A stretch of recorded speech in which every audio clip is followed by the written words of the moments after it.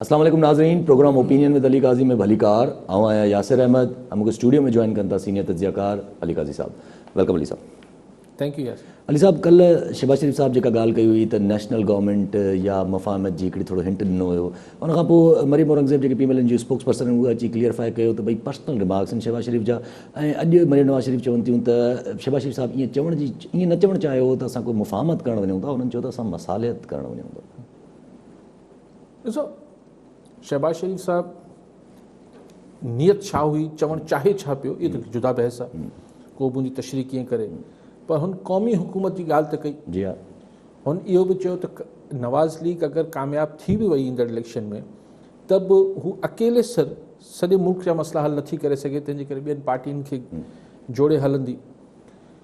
सो मरियम नवाज़ साहिबा उन जी तशरीह इहा कनि थियूं त हुन शहबाज शरीफ़ इहो चवणु चाहियो पिए त हू ॿियनि पार्टियुनि सां बि सलाह मशवरा ऐं मसालती अंदाज़ में, माना हुननि सां गॾियल सलाह मशवरे सां मुल्क हलाईंदासीं।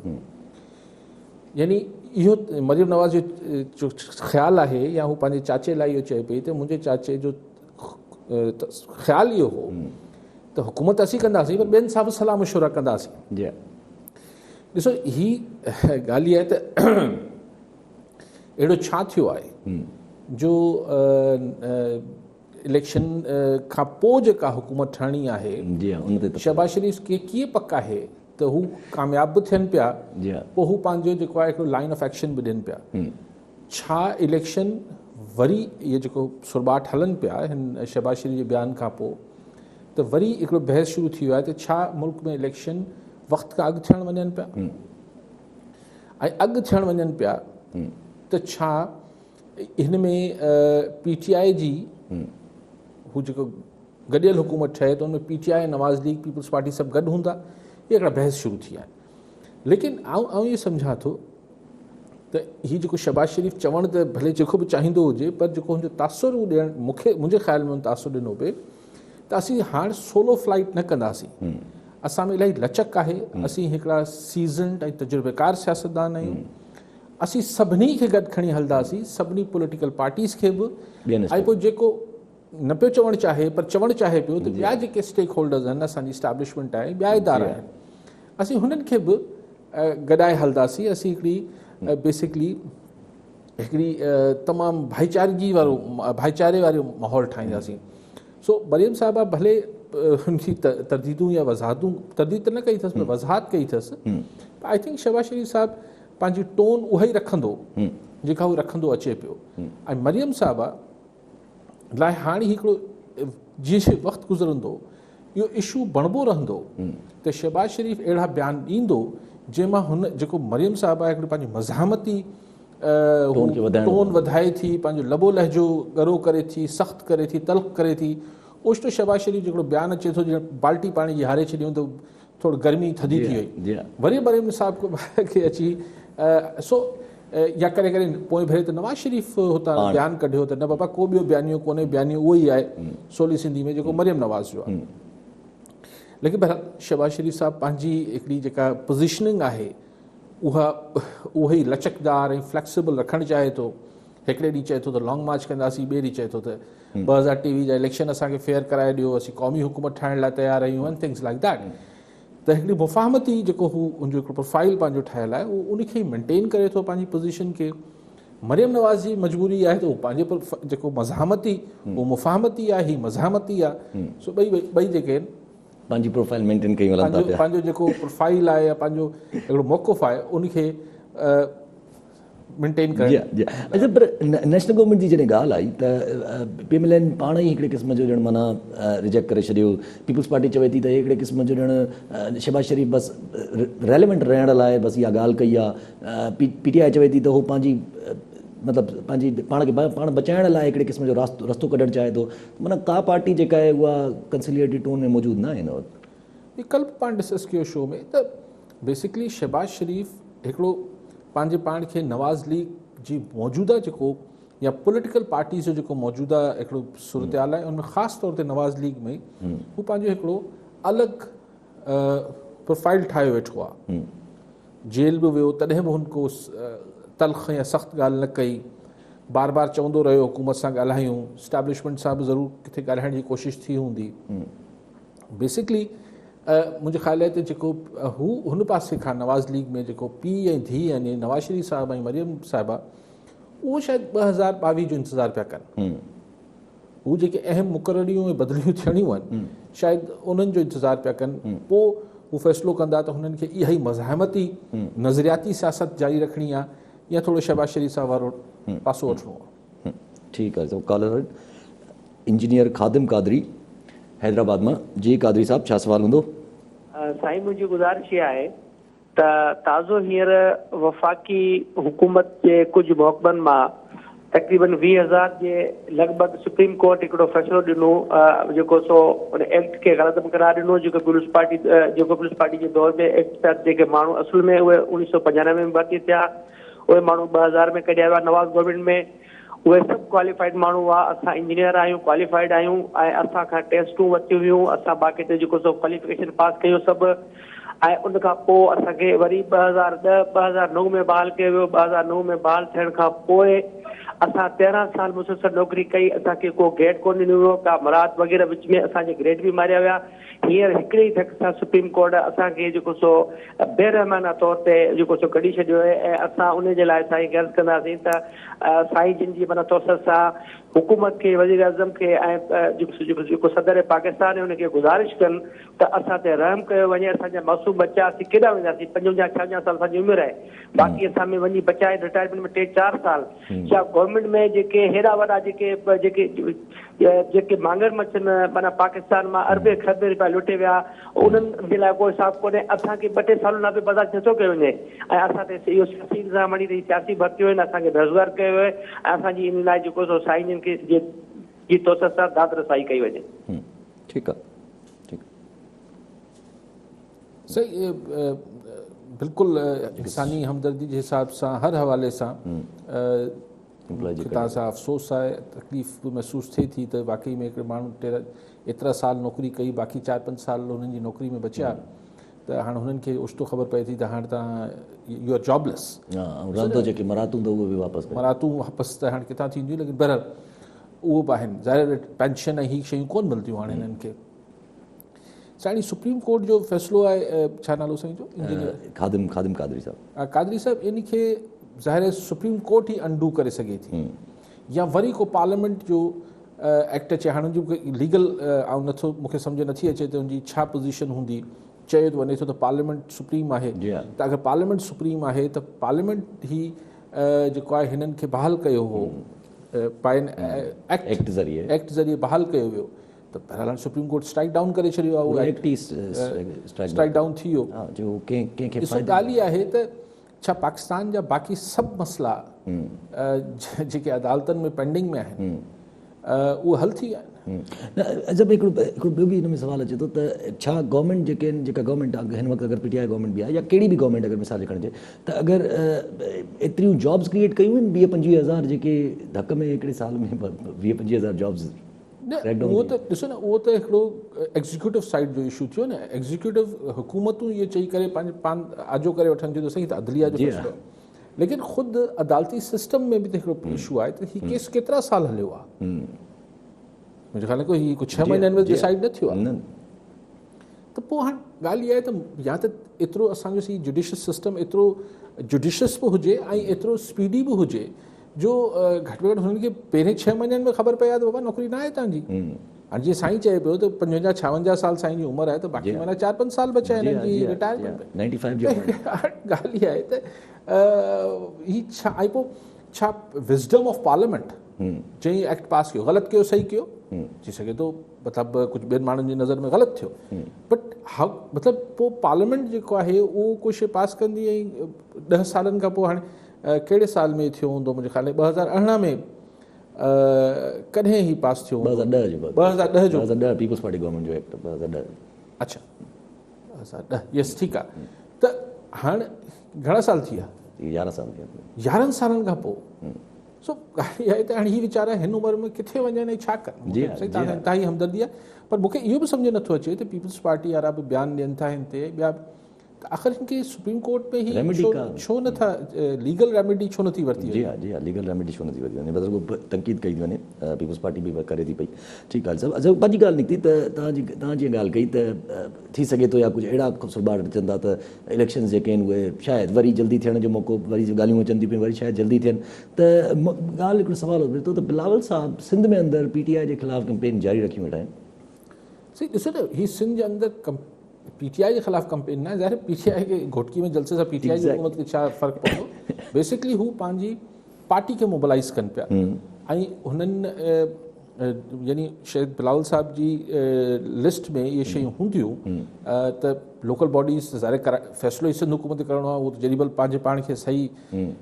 तयारु महसूसु कंदा ओचितो कराए सघनि था ऐं 2023 बि त बजाए सिर्फ़ु त हाणे 2 साल बचिया आहिनि त हू आस्ते आस्ते पंहिंजी हिकिड़ी अवामी मुहिम जेको आहे उहो बिलावल साहिबु उहो करे पियो बाक़ी ज़ाहिर उते जलसे में छा ॻाल्हाईंदो यही ॻाल्हाईंदो PTI हीअ आहे नवाज़ लीग हीअं आहे पोइ हीअं असीं हीअं आहियूं सियासी माण्हू सियासी तकरीरूं ईअं ई थींदियूं न असां वटि त ज़ाहिर पीपल्स पार्टी जो हदफ़ केरु थींदो पहिरियों हदफ़ PTI आहे ॿियो हदफ़ नवाज़ लीग आहे त पर सिंध में त गवर्नमेंट पंहिंजी त ॻाल्हि त लेकिन सिंध में गवर्नमेंट त पंहिंजी आहे पर पंहिंजी रखणी बि त आहे आईंदा बि उन लाइ ज़ाहिर उन लाइ वरी आवाम सां राब्ता पंहिंजो मोबिलाइज़ेशन हिकिड़ी माण्हुनि कारकुननि में ज़ाहिर ॾिसो न चेयरपर्सन आहे हू मिसाल अगरि कल्ह किथे शायदि कंदकोट हुआ अलाए किथे नंढे शहर में विया कश्मीर में विया त कश्मीर में या घोटकी में या हिते वञनि पिया त ज़ाहिर हुते जो लोकल डिस्ट्रिक्ट जो सदर को जिया लोगो कारकुन सभु हिकिड़ो जॾहिं लीडर हुते वञे थो त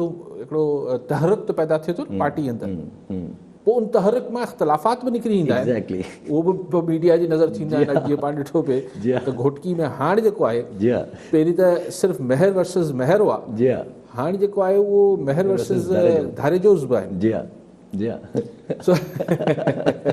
पोइ वीचारे लीडर लाइ वॾो मसइलो थी वञे थो त किथे वञा उहो हुते वञा थो त एक को मनाओ तो दूजा रूठ जाता है तो उहो घोटकी जा इख़्तिलाफ़ इहो पाण ॾिठा पे इहे बि नज़र आया त धारेजोज़ वर्सिस में पोइ महर साहिबु छा चाहे थो त कोई बि ॿियो न हुजे छा जी हा कुझु अहिड़ी टोन नज़र अचे थी न आई डोंट नो न हू बि नौजवान आहिनि महर साहिबु सो सरदार साहब जेके आहिनि छा नालो अथनि मोहम्मद महर साहब सो बहरहाल पार्टी जो अंदरूनी मामिलो आहे कीअं उनखे सॉर्ट आउट कनि था पर घोटकी त सभु ख़ान आहिनि न साईं नंढो त कोई कोन्हे कोई नंढो कोन्हे पीपल्स पार्टी जे अंदरि जेके आहिनि पीपल्स पार्टी जे ॿाहिरि जेके आहिनि सो जहिड़े तहिड़े जी ॻाल्हि न आहे हुते सियासत करणु उहो त हाणे सिंध में हर ख़ान ई ख़ान आहिनि खाना थी वियो आहे सो लेकिन इहो आहे त जहिड़े तहिड़े जी जाइ न आहे घोटकी वॾो मुश्किल कमु आहे ठीकु आहे अच्छा अॻिते हलूं मरीमुना साहिबा जेको आहे उहो बिलावल साहिब खे जवाबु ॾिनो आहे छो कल्ह जेको बिलावल साहिब हिकिड़े क़िस्म जी तनक़ीद कई त जेको आहे उहो टाइम ज़ाहिर कयो आहे नून लीग वारनि जेको पहिरियां लॉन्ग मार्च ते न विया ऐं इस्तीफ़ा जूं ॻाल्हियूं कयूं मरीमुना साहिब चयो भई कंहिंजो टाइम ज़ाहिर कयो आहे उहो सभिनी ॾिठो आहे ऐं उन्हनि इहा बि ॻाल्हि जवाब में चई छॾियो त जेतिरो हिन एपिसोड में PMLN बर्दाश्त कयो आहे उहो बि सभिनी खे ख़बर आहे कंहिं केतिरो कंहिंजो बर्दाश्त कयो ऐं छो बर्दाश्त कयो बसि पोइ हिन दफ़े अगरि को PTI साम्हूं न हुजे हा त जीअं पाण चवंदा आहिनि सफ़ा बुश थी वञे हा पीपल्स पार्टी ऐं नवाज़ लीग हिक ॿिए में सफ़ा जुड़नि में हथो जना लेकिन कुझु जेको हिननि ॿिन्ही लिहाज़ करे वरितो आहे त उहो शायदि PTI जे करे लेकिन हाणे त खुलिया पीपल्स बिलावल साहिब त जिथे किथे चए थो त पटवारी आहिनि हिनखे छा चओ मौलाना सो पटवारी इहो तानो कंहिंखे आहे ज़ाहिर पटवारियुनि जी सियासत नवाज़ लीग जी हा शुरू खां इहो ई तानो लॻंदो रहियो आहे हुननि ते ठीकु आहे सभु अच्छा PMDA Pakistan media development authority ते बि काफ़ी ॾींहंनि खां शहबाज़ अच्छा पर कॉलर वठी हेॾो पहुचूं था पिया कुर्बान मस्तोई दादूमा जी मस्तोई साहिबु छा सुवालु हूंदो साईं असांजो अलीकाज़ साहिब खां सुवाल आहे त गाज डाउरेशन बंदि खे 1 साल गुज़री वियो पर तामीराती कमु बहाल न कयो वियो छा कमु बहाल कयो वेंदो या काथे जी आवाम सदियुनि ताईं पाणे जी लिपेट में ईंदी रहंदी ठीकु आहे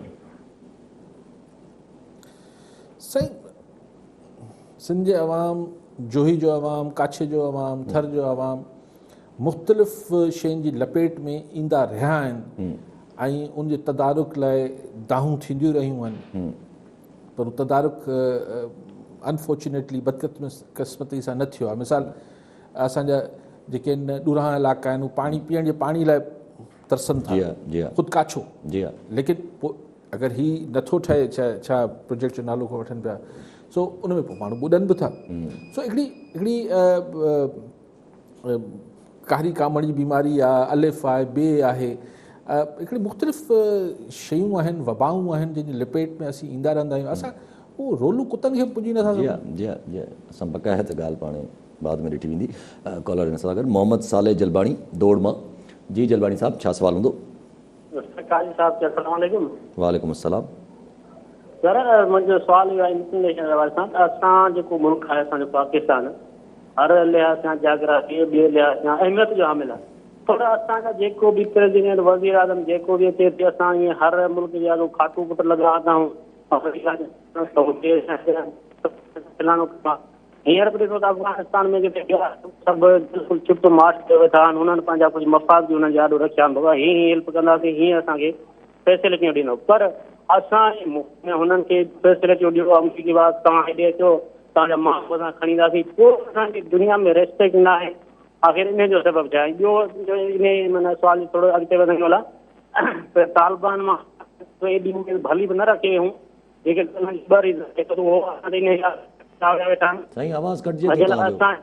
असांजे मुल्क ते जेको अटैक थियो उन में पाकिस्तान बराबरि जो शरीक हो। साईं जी कुझु ॻाल्हियूं त साईं सम्झ में आयूं, कुझु ॻाल्हियूं साईं सम्झ में न पियो अचनि, कटिजनि पियूं। साईं चवणु चाहियो पाकिस्तान जोग्राफिकली एॾो इंपॉर्टेंट आहे, पर असांजी हूअं बि का अहमियत छो अहमियत छो आहे ऐं इज़त घटि छो आहे? उहो जेको इहे सभु ॻाल्हियूं सी इमरान ख़ान साहिब बि कंदो त ग्रीन पासपोर्ट जी एतिरी छो वैल्यू घटि छो आहे, इज़त घटि छो आहे?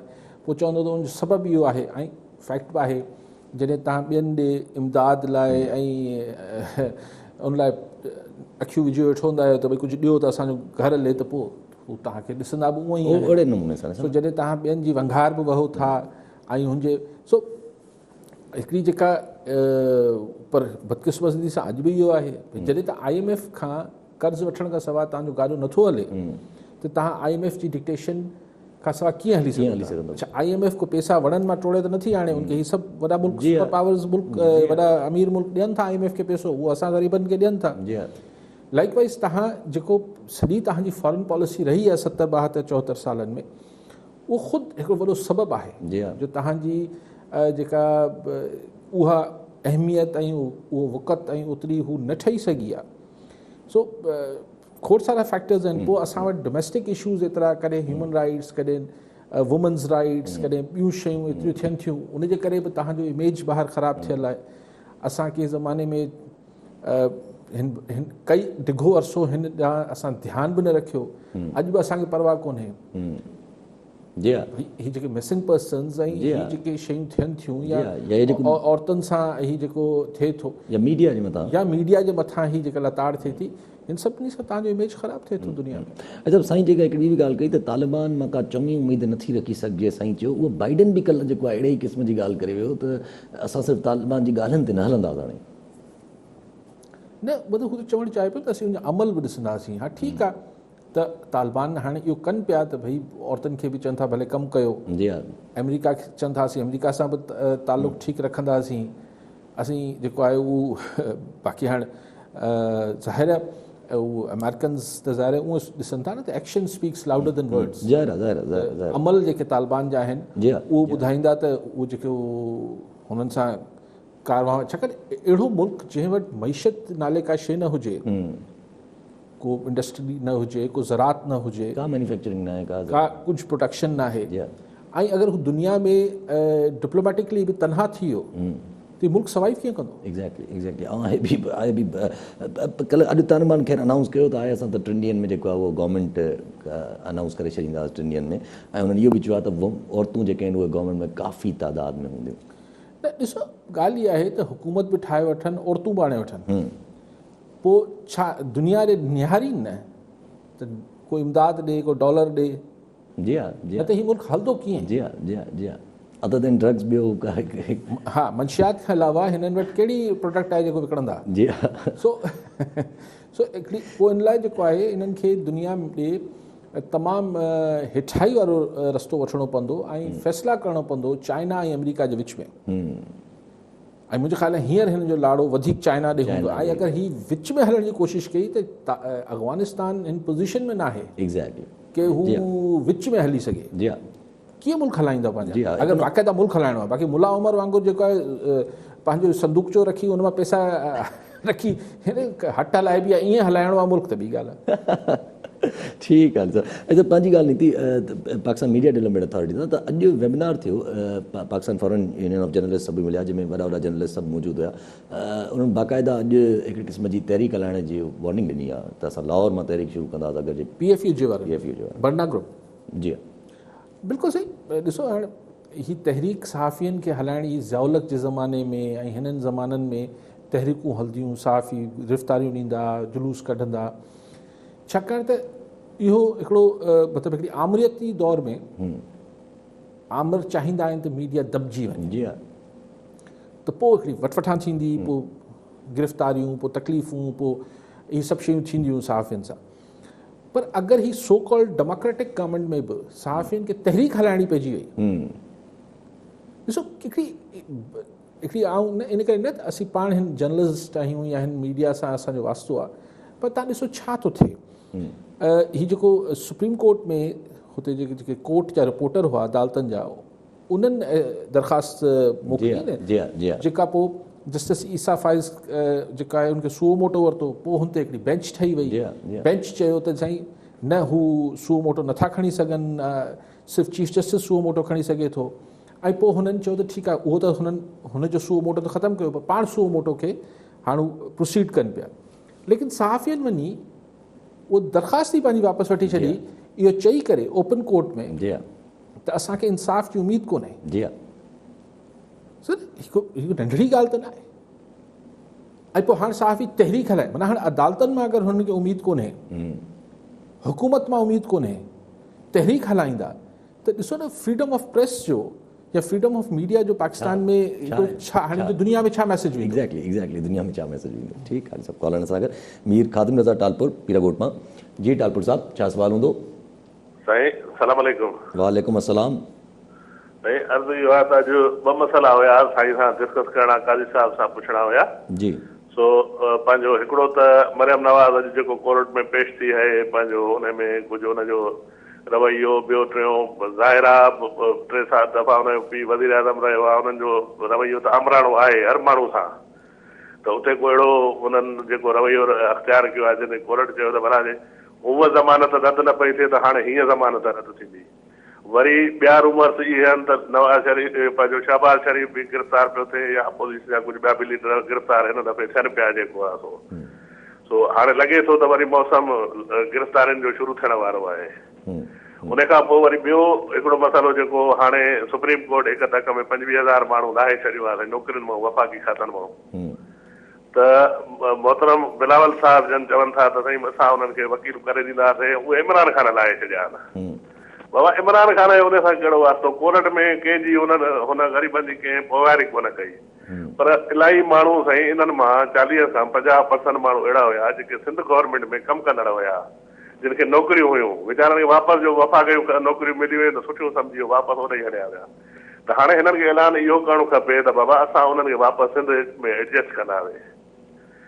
जेके बि माण्हू मुलाज़िमत अथऊं लाथा विया हुआ उन्हनि खे वापसि असां नौकरियूं ॾींदासीं, बाक़ी जेके बची विया उन्हनि खे किथे एडजस्ट कंदासीं जेको आहे। इहा ॻाल्हि सिंध गवर्नमेंट उन्हनि ते मराम रखे जेको आहे सभु पीपल्स पार्टी आहे, सिंधी नौजवान आहिनि, पुराणा थी विया आहिनि वीचारा 55-56 साल जा, हाणे उन्हनि खां ॿियो कहिड़ो कमु थींदो जेको आहे भई। सो मां काज़ी साहिब इहो पुछंदुसि त आख़िर सिंध गवर्नमेंट उन्हनि जे लाइ इहो छो न पई चवे त असां उन्हनि खे वापसि एडजस्ट कंदासीं पंहिंजनि खातनि में, जो उन्हनि खे वकील करे ॾींदासीं। रिव्यू पिटीशन अॼु ताईं साईं बहाल न थी आहे कॾहिं बि, सुप्रीम कोर्ट मां उहो विया आहिनि, लाथा विया आहिनि, हाणे उहे रिव्यू पिटीशन में त बहाल कोन थींदा। सो वॾो सीरियस मसइलो आहे जेकॾहिं हिनखे खयो वञे। ठीकु आहे टालपुर साहब, ठीकु आहे। बि कॉल वठो सरफराज़ हुसैन लगारी हैदराबाद मां। जी लगारी साहब छा सवाल हूंदो? जी लगारी साहब आवाज़ अचे थो? हेलो अस्सलाम वालेकुम। वालेकुम सलाम। साईं अली साहब खां मुंहिंजा ॿ सवाल आहिनि। हिकु त अॼु तमामु वॾो ब्रेकडाउन थियो आहे लाइट जो, छो जो हिते अञा लाइट जो मींहुं मस पए थो त हीउ सिस्टम हिननि जो वेही थो वञे। कराची में को 1400 फीडर जेके आहिनि से बंदि थी विया आहिनि, अंदरूनी सिंध हैदराबाद सॼो बंदि टोटल। त हिकु त हिननि जो माना हीअ लाइट हिकु माना इहो मस इशू जेको आहे इहो अञा हल नथो थियनि गवर्नमेंट जो। ॿियो साईं का क्वेश्चन इहो आहे त जेको अफ़गानिस्तान मां ख़बरूं इहो आहिनि त 1 लख माण्हू तक़रीबन जेके स्किल्ड माण्हू आहिनि उहे निकिरी विया आहिनि माना ॿाहिरि। तक़रीबन 1 लख जे क़रीब माण्हू आहिनि जेके ॿाहिरि निकिरी विया आहिनि, जंहिंमें जेके प्रोफेशनल्स आहिनि उहे सभु ॿाहिरि हलिया विया आहिनि, माना डिफरेंट कंट्रीज़ मां ॿाहिरि हलिया विया आहिनि, असाइलम थी विया आहिनि। त हाणे साईं खां पुछियो त हाणे हिननि जो कीअं सिस्टम हलंदो, अफ़गानिस्तान में कीअं हलंदो अॻिते रन थी? महिरबानी। ठीकु आहे साईं मीर साहिब जेका ॻाल्हि कई त शायदि डिस्कस कनि पिया त गिरफ़्तारियुनि जो मौसम अचे पई। साईं इहे वफ़ाक़ी वज़ीर डिॼारी त इहो ई पिया हिननि खे अपोज़िशन वारनि खे त ॼाण तव्हांजे ख़िलाफ़ नैब अची ईंदी, पर राणा सनाउल्ला जे ख़िलाफ़ बि को नैब जो को शायदि जी हा केस हलाइण जी तयारी थिए पई। ज़ाहिर आहे हाणे इलेक्शन वेझा अचनि पिया, इहो त हीउ साल सवा ॾुखियो नवाज़ लीग ते त ॾुखियो गुज़रंदो। मौलाना फज़ल रहमान शायदि हाणे हुते अफ़गानिस्तान सिचुएशन जे करे थोरो हुते हथु हल्को थींदो ऐं पीपल्स पार्टी ज़ाहिर हिते अहिड़ो को इशू न आहे। सो नवाज़ लीग ते ही सॼो ॾमर करंदो PTI जो। सो इहो जेको तव्हां सोचो पिया मीर साहिब, ईअं मौसम कुझु हवाऊं त अहिड़ियूं अचनि पियूं, पर हाणे ॾिसूं त विच में अहिड़े मामलनि में अमूमन पोयां मामलात डिस्कस थी रहिया हूंदा आहिनि। हाणे पोइ थींदड़ ॻाल्हियुनि जी सची ॻाल्हि आहे मूंखे को पकी ॼाण न आहे त उहे कहिड़े लेवल ते आहिनि, छा थियल आहिनि ऐं हुन मां थी सघे त को नतीजो निकिरी अचे। पर ईंदड़ साल इम्पॉर्टेंट आहे तमामु हर हवाले सां, छाकाणि त उनखां पोइ 6 महीना बचंदा, 2023 में इलेक्शन थी वेंदा। सो ही 2-3 महीना आहिनि हिन साल जा, पर 2022 आहे हुनमें मुख़्तलिफ़ माण्हू ट्रांसफर हिन साल जे आख़िर खां शुरू थी वेंदा, शुरू थी वेंदा इम्पॉर्टेंट पोज़ीशन्स ते माण्हू बदिलबा। ॾिसूं त हू छा थिए थो। जी हा साईं मीर साहिब ॿी ॻाल्हि कई, 25,000 जेके माण्हू कढिया त सिंध गवर्नमेंट साईं अगरि हुननि खे हाणे कीअं कहिड़े कानून जे तहत रखी वठे। ॾिसो मुंहिंजी ॻाल्हि जो मतिलबु ग़लति न वठो, मुंहिंजी ख़्वाहिश आहे सभिनी खे रखी वठे सिंध गवर्नमेंट, 20,000 सिंध गवर्नमेंट रखी वठे। हे त लेकिन मतिलबु उहा ई ॻाल्हि आहे त उहो ख़ुदि क्वेश्चन थी वेंदो त मिसाल 55 साल जे माण्हू खे पीपल्स पार्टी कहिड़े प्रिटेक्स्ट ते कहिड़े मतिलबु गवर्नमेंट लाइ त हिकिड़ा कानूनी घुर्जूं ऐं तक़ाज़ा हुजनि था। लेकिन बहरहाल तव्हांजी ॻाल्हि सही आहे त रिव्यू पिटिशन, लेकिन हीउ थोरो हाई प्रोफाइल मामिलो आहे, हिन खे सुठा लॉयर्स वञी इंगेज कजनि ऐं हिननि खे कुझु ॿियो कॉम्पनसेट सिंध गवर्नमेंट करे सघे थी। अगरि नौकरियूं ॾेई सघे थी त मीर साहिब मुंहिंजियूं अखियूं थधियूं, बिल्कुलु माण्हुनि खे अगरि सिंध गवर्नमेंट अकोमोडेट करे सघे थी या के ॿिए तरीक़े सां अकोमोडेट करे सघे थी, छाकाणि त हूंदा त हीअ सभु पीपल्स पार्टी जा हामी। जी हा जी हा, छाकाणि पीपल्स पार्टी दौर में ई रखिया विया हुआ। जी हा, को बुराई बि न आहे, को बुराई बि न आहे। सिंध वासी आहिनि, पीपल्स पार्टी जा हामी हुजनि या मुखालिफ़ हुजनि, बेरोज़गार थिया आहिनि, उन्हनि खे अगरि अकोमोडेट करे सघे थी सिंध गवर्नमेंट त हा साईं शायदि मीर साहिब चवणु चाहे पियो रुगो बयानु न पर कुझु अमली तरह हुननि जी सहायता थिए, बिल्कुलु थियणु खपे। ठीकु आहे सभु कॉलर वठी वठूं, पोइ लगाड़ साहिब जे सवाल ते अचूं था। मोहम्मद इकराम ख़ासखेली मातली मां। जी ख़ासखेली साहिब छा सवाल हूंदो? वालेकुम साहब। वालेकुम अस्सलाम साईं। गाजी साहब का सवाल इहो आहे त कुझु जेको ही 2-3 महीना थिया आहिनि या साल ई वठी वठो जॾहिं खां PDM जो थियो आहे, उन खां पोइ पीपल्स पार्टी जी अहमियत तमामु घणी वधी वई आहे। पोइ उहा एस्टेब्लिशमेंट वटि बि हुजे ऐं प्लस में मुस्लिम लीग या जेको PDM जो जेको धड़ो आहे उन वटि बि हुजे।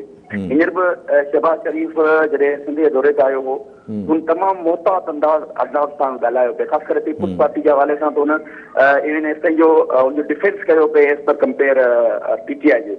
त इहो थोरो मूंखे ॿुधाइजो त इहो एतिरी जल्दी ऐं एतिरी वॾी हाइट छो मिली आहे पीपल्स पार्टी खे।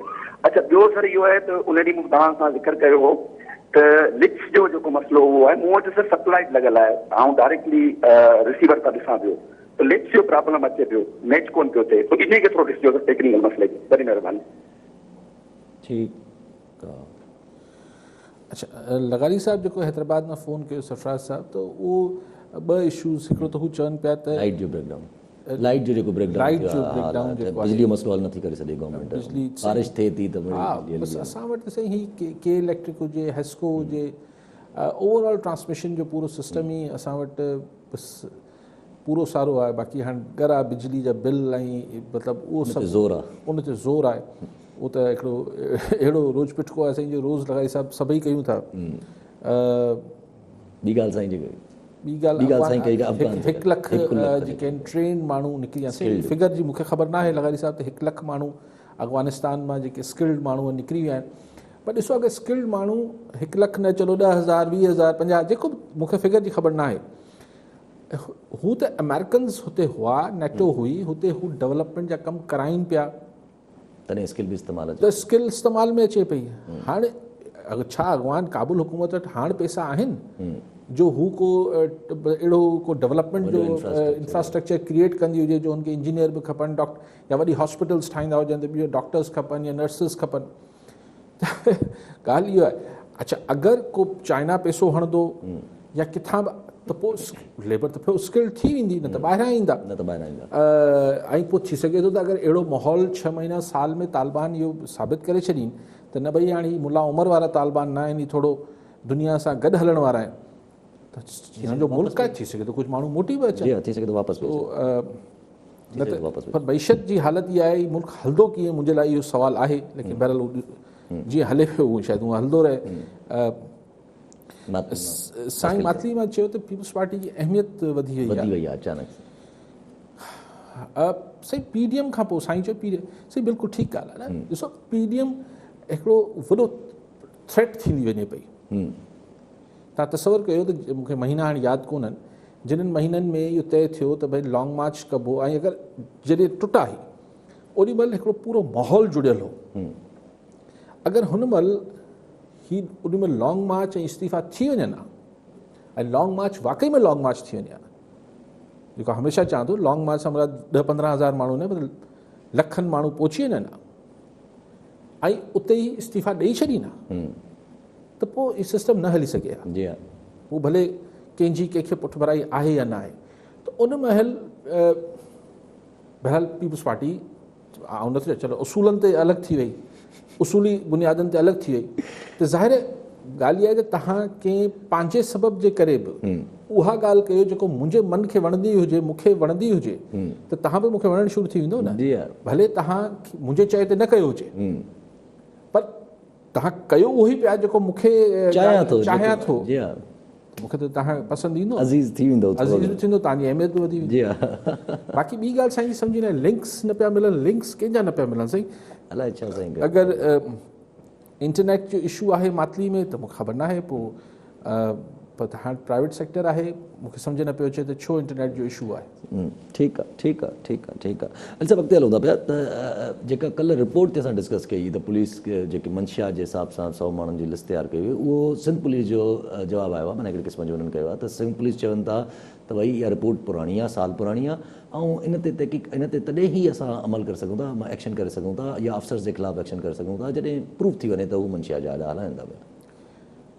हीअ पुलिस जो तर्जुमान जेको बयानु ॾिनो आहे, इहो वधीक ॻाल्हि खे खिल जोॻो बणाए छॾे थो, त पोइ साल खनि में तव्हांखे अगरि पुराणी आहे त अगरि तव्हांखे साल खनि में अञा इहो ई पक न थी आहे तव्हांखे त रिपोर्ट में जेको ॼाणायो वियो आहे सही आहे या ग़लति आहे।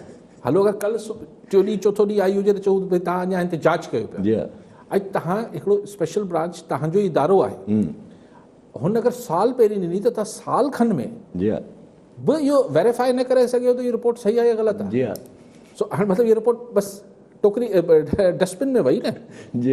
कहिड़ी वज़ाहतूं आहिनि, मज़ाक आहे, वज़ाहत थोरी आहे। को एक्शन ॿुधायो या को एक्शन ॿुधायो त भई हीअ थियो, हीअ कंदासीं, या हिन खे असां वरी सेकेंड इंक्वायरी खोली आहे, कुझु हिकिड़ी कमेटी ठही वई आहे। जी हा। सो हाणे CM साहब खे मुंहिंजे ख़्याल आहे या गवर्नमेंट ऑफ सिंध खे हिकिड़ी को हाणे कंहिंखां जांच कराई। ॾिसो सिंध हुकूमत जे अंडर ते हिकिड़ी ॻुझी एजेंसी आहे, स्पेशल ब्रांच आहे, उन करे ॾिनी। बाक़ी सभु ॻुझियूं एजेंसियूं जेके आहिनि उहे फेडरल आहिनि, उन्हनि खां पीपल्स पार्टी सिंध सरकार न कराईंदी त पोइ कंहिंखां कराए।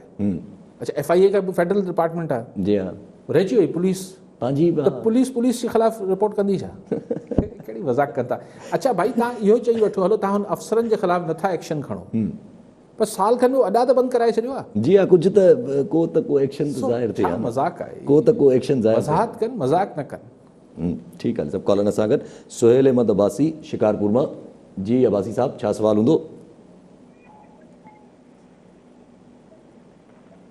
जी अब्बासी साहब आवाज़ अचे थो? वालेकुम, अली काजी खे असांजो भलीकार चऊं था, ॾाढो सुठो। वरी असांजो जेको आयो आहे। वालेकुम अस्सलाम। जी सवाल कयो। ऐं असांजो हमेशह आवाज़ उथारियो वियो आहे अली काजी साहिब सिंध जे हुन ते, ऐं असांजी बदकिस्मती जा अली काजी साहिब सां असां साथ न ॾिनोसीं सिंधी। असां सर मुतासिर आहियूं इहे त असांखे हाणे जेको सुप्रीम कोर्ट लाथो वियो आहे, मुंहिंजी उमिरि 56 साल आहे, मां हाणे 3 साल पिया रिटायरमेंट ते, 2-3 असांजा 3-4 नंढड़ा आहिनि, 8-10 भाती, ऐं असांजो चुल्हो जामियो वियो आहे। या केॾी न सिंध सां नाइंसाफ़ी आहे, 16,000 मुलाज़िम हिक धक सां लाथा विया आहिनि। तो लीगल तरीक़े सां सर असां आया आहियूं, असां इंटरव्यू ॾिनासीं सर, असांजी मेडिकल थी, ऐं असांखे सम्झो सर हिन वक़्तु असां काॾे वञूं? हाणे मुआशी क़तल जेको कयो आहे, असां अपील था कयूं वज़ीर आज़म खे, अली काजी साहिब खे, असां चीफ जस्टिस सुप्रीम कोर्ट खे, त असांजी मदद कयो ख़ुदा। असांजा चुल्हा इहे जेके विछाया विया आहिनि उहे बहाल कयो। हीअ रियासत मदीना जेको इमरान ख़ान साहिबु चए थो रियासत मदीना, ईअं त रियासत मदीना न आहे त असां बुख ते सुम्हिया पिया हुजूं। ठीकु आहे साईं। साईं बिल्कुलु अब्बासी साहिब, आउं तव्हांजे दर्द खे सम्झी सघां थो। ओचितो हिन उमिरि में अची ऐं सॼी फैमिली जो कुटुंब जो ॿारु हुजे थो। मुंहिंजो ख़्यालु आहे त अगरि कोर्ट मां त हाणे अदालतनि खे त पाण कुझु नथा चई सघूं, लेकिन अगरि फेडरल हुकूमत ऐं प्रोविंशियल हुकूमत को गॾियल सलाह कनि ऐं हिननि खे एडहॉक बेसिस ते ई जेके हिन जी रिमेनिंग सर्विसिस आहिनि उन्हनि लाइ को रिलीफ ॾियनि, या को हिन जो को रिलीफ जो बंदोबस्तु थियणु खपे। ॻाल्हि इहा आहे त ठीकु आहे, तव्हां एहसास प्रोग्राम कयो था, तव्हां माण्हुनि खे हेठि कर्ज़ु ॾियो था, हीअ कयो था, ठीकु आहे, सुठी ॻाल्हि आहे। बट हीअ जेके माण्हू हाणे हिकिड़ा सफ़ेद पोश माण्हू आहिनि, हिकिड़ा सफ़ेद पोश माण्हू आहिनि न, हीअ को हाणे कंहिंखे वञी हथ त कोन टंगींदा, त हिननि खे मतिलबु को रिलीफ ॾिनो वञे। आई डोंट नो, हाणे I can't think of anything because हीअ त गवर्नमेंट्स ई वेही सोचे सघनि थियूं जेको लीगली हू करे सघनि। त हिन में पंहिंजी जेका सियासी मुखालफ़त आहे सिंध ऐं फेडरल हुकूमत जे विच में, उनखे हिकिड़े पासे रखी हिकिड़ी ह्यूमन ग्राउंड्स ते कुझु न कुझु करणु खपे। हिननि खे या त एडहॉक ते को रिलीफ ॾियणु खपे, या अगरि 3 सालनि जी ॻाल्हि आहे, 4-5 साल 6 साल जंहिंजी जेतिरी जॉब बचियल आहे उनखे ओतिरो अरसो लाइ को न को रिलीफ ॾियणु खपे, को न को रिलीफ ॾियणु खपे। ठीकु आहे सर। सभु कल्ह पार्लियामेंट्री कमेटी ख़बरूं अचनि थियूं, अञा तस्दीक पक त नथी थिए, पर ख़बरूं आहिनि त पार्लियामेंट्री कमेटी जेको आहे उहो जजिस जी अपॉइंटमेंट जे हिसाब सां जुडिशरी जेका पार्लियामेंट्री कमेटी आहे उन जजिस जी अपॉइंटमेंट जो हिकिड़ी अमेंडमेंट करे छॾी आहे त जजिस जी अपॉइंटमेंट जेका आहे उहा सीनियरिटी जी बेसिस ते थींदी, बाक़ी ॿिए बेसिस ते न थींदी। ऐं अगरि जे ॿई सेम अपॉइंटमेंट थिए थी, ॿिन्ही जी सेम सीनियरिटी आहे, त पोइ उमिरि जे हिसाब सां अपॉइंटमेंट थींदी मथे एपेक्स कोर्ट में वञण लाइ, सुप्रीम कोर्ट में वञण लाइ। ऐं गॾो गॾु उन्हनि हिकिड़ी ॿी बि तजवीज़ करे छॾी आहे, जंहिंमें उन्हनि चयो आहे त जेका ओरिजिनल जुरिस्डिक्शन आहे सुप्रीम कोर्ट जी, सुप्रीम कोर्ट सो मोटो एक्शन खणे थी या ह्यूमन राइट्स ते अगरि को एक्शन खणे थी त उनखे पहिरियां चैलेंज न पियो करे सघिजे, अपील न पई वञी सघिजे उनजे ख़िलाफ़ु, हाणे अपील वञी सघिजे थी, न वञी सघे न थिए। अञा त हीअ हिकिड़ो अगरि पार्लियामानी कमेटी हुनखे एग्री बि कयो त अञा हीअ एक्ट कानून थियण लाइ त पार्लियामेंट में पास थींदो, ज़ाहिर बहस थींदो, पर फ़िलहाल हुनजी ऑफिशियली तस्दीक न पई थिए। ॾिसो ॻाल्हि इहा आहे त इहो तइ करे छॾियो 4-5 ॾींहुं सुप्रीम कोर्ट ते जेको सुओ मोटो जो पावर्स आहिनि उहो सिर्फ़ु चीफ जस्टिस वटि आहिनि, यानी एपेक्स कोर्ट जा जेके सरबराह आहिनि सिर्फ़ु उहे सुओ मोटो वठी सघनि था, ओरिजिनल जुरिस्डिक्शन जेका तव्हां ॻाल्हि कयो पिया। हाणे इन जी अपील कंहिंखे कंदासीं? हाणे तफ़सील अचनि त हुते ॻाल्हाए सघूं था, पाण कानूनदान त न आहियूं, लेकिन चीफ जस्टिस जे ख़िलाफ़ु सुप्रीम कोर्ट में ठीकु आहे हिकिड़ी लार्जर बेंच जी ॻाल्हि थींदी आहे, हिकिड़ी फुल बेंच जी ॻाल्हि थींदी आहे, पर चीफ जस्टिस जेको उहो ख़ुदि लार्जर बेंच या फुल बेंच ठाहींदो आहे, सुओ मोटो अगरि खणणो ई रुगो हुनखे आहे, उनजे ख़िलाफ़ु किथे अपील कबी? हाणे तफ़सील अचनि त ॻाल्हायूं, पाण कानूनदान आहियूं कोन। वरी सभु हिन में हिकिड़ी ॿी बि ॻाल्हि चवणु ॿुधण में अचनि थियूं त जेका पॉलिटिकल जेके असांजा हू थींदा आहिनि, नाइल करार ॾिना वेंदा आहिनि, जेके सुप्रीम कोर्ट में नाइल करार थींदो आहे, उहो बि चैलेंज थी सघे थो, पोइ थी सघे थो नवाज़ शरीफ़ साहिब बि चैलेंज करे सघनि था, जहांगीर तरीन बि चैलेंज करे अपील करे सघे थो। न ॾिसो ॻाल्हि इहा आहे त हू को सुओ मोटो जे तहत न विया, सुप्रीम कोर्ट जो ओरिजिनल, हा उहो, हा सॉरी, हू बिल्कुलु उन ओरिजिनल जुरिस्डिक्शन जे तहत। ॾिसो आई थिंक लेट्स वेट कि इहो कानून ठहे त पोइ हिन ॾिसो खदो ख़ाल छा आहिनि, ऐं उहो जेतिरो पाण खे सम्झ में अचे, ऐं लेट्स से कि लीगल एक्सपर्ट्स हिन ते छा था ॻाल्हाइनि, बिकॉज एट द मोमेंट हिन जो फ़ाइदो बाक़ी हिकिड़ी ॻाल्हि हाणे अदालतनि जा मामला हिकिड़े पासे रखूं, ऐं ॿी ॻाल्हि थो कयां। ॾिसो, असां वटि जेके सियासतदाननि जा मामला आहिनि उहे हक़ ऐं मुखालफ़त में उन लाइ कानूनी रस्ता निकिरी ईंदा। ज़ुल्फ़िकार अली भुट्टो खे अजीब केस में फाई ॾिनी वई, न उनखां अॻु अहिड़ो को फ़ैसिलो थियो, न उनखां बाद में अहिड़ो को फ़ैसिलो सुप्रीम कोर्ट ॾिनो न। नवाज़ शरीफ़ साहब खे सज़ा आयल हुई, ओचितो अलाए कहिड़े कानून जे तहत हू मुल्क मां ॿाहिरि हलिया वञनि था, मोटी अचनि था। घणनि सालनि खां पोइ? 10 सालनि खां पोइ, 9 10 सालनि खां पोइ। को टाइम बार न आहे, कुझु न आहे, अपील थिए थी, बहाल थियनि था, प्राइम मिनिस्टर थी वञनि था। सो कानूनी रस्ता तो निकली आहे। ठीकु आहे, सियासी रस्तो निकिरे, सियासी रस्तो जंहिं निकिरी ईंदो आहे असांजे मुल्क में, त कानूनी रस्तो निकिरी ईंदो आहे। ख़ुदि सुप्रीम कोर्ट कढी ॾिनो 2 दफ़ा असांजे मुल्क में, हिकिड़ो दफ़ो डॉक्ट्रिन ऑफ नेसेसिटी में उन दौर में, पोइ वरी हिन मुशर्रफ साहब खे चयो त तूं त भला 3 सालनि लाइ आहीं, पर अगरि आइन में तरमीम वरमीम करणी थिए उहो करे वठ, जेको करणो अथव करे वठ। सो असां वटि त शानदार फ़ैसिला थींदा आहिनि, कानूनी रस्ता निकिरी ईंदा आहिनि। जी हा, अॻिते हलो त सिंध हाईकोर्ट अॼु सिंध हाईकोर्ट जो हिकिड़ो जजमेंट आहे जंहिंमें चयो वियो आहे त OPS ते जेके बि सिंध गवर्नमेंट में अपॉइंटेड अफ़सर आहिनि उनखे हटायो ऐं सही अपॉइंटमेंट कयो, एडिशनल चार्जिस छो ॾेई वेठा आहियो। इहा ॻाल्हि पहिरीं फ़ैसिलो आयल आहे, मुंहिंजे ख़्याल में उनखे रिट्रीट कयो आहे, बरजात थियो आहे त OPS ते बि न रखो, ऐं शोल्डर प्रमोशन्स ऐं हीअ सभु शयूं जेके पहिरीं बि ख़तमु कयूं वयूं। पर हाणे ॾिसो, इहो बि वरी हिकिड़ो बहस आहे। जेतोणीकि अदालती फ़ैसिलो आहे, सरकार खे मञिणो त मञिणो ई आहे, हुन वटि कोई चॉइस ई कोन्हे। पहिरीं बि मञणु घुरिजे आहे, पर शायदि पुराणो थी वियो त शायदि सोचियो त वक़्तु गुज़री वियो आहे, हाणे विसरी वियो हूंदो। लेकिन इहो वरी बहस आहे त छा एग्ज़ीक्यूटिव हलाइण जो कमु हुकूमत जो आहे, या हुन लाइ बि अदालती गाइडलाइन ज़रूरी आहिनि। सो लेकिन बहरहाल अदालती फ़ैसिलो आहे, मञिणो त पवंदो। ठीकु आहे अली साहब, वरी महिरबानी अली साहब। नाज़रीन, अॼु जे प्रोग्राम जो वक़्तु पूरो थियो, वरी मिलंदासीं ईंदड़ प्रोग्राम में। दुआ में।